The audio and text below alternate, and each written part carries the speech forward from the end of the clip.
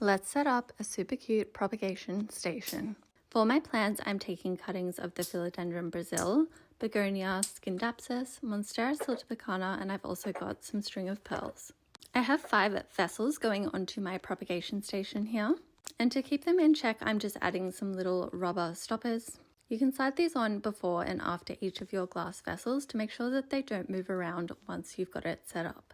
I'm using all 5, which is a little snug, but this would also look cute with just 3 on it as well. As a little disclaimer at this point, because it is curved glass, I recommend you keep this away from windows. As you would have learned in school, curved glass turns into a magnifying glass and can in fact start a fire. Now back to the plants. Once I had these spaced out how I liked them, I added in my little propagation cuttings. Although these plants are all different and have different propagation requirements, they also have a lot of similarities, which is why I'm putting them together.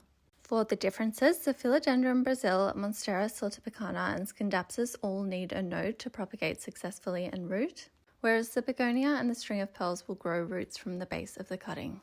As for propagation prep, none of these plants need to callus first, so they can go straight into the water.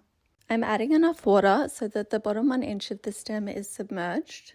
Be careful not to push too much of your cutting down. If the plant touches the bottom of the glass or too much of it is submerged, it can rot. I've had this propagation station now for 8 months. I've only changed the water completely once in that time. In between, I just fill it up as needed. I've never had an algae issue with these, but I do find that the water absorbs pretty quickly because it is quite a small vessel. Here's a little update at 3 months in. You can see that all the different props here have all rooted. I have in fact already planted some of these since this video. Have a look at these beautiful roots and let me know if you want any more propagation tips for these plants or any others. If you're not a fan of this setup, I highly recommend getting these super cute mushrooms.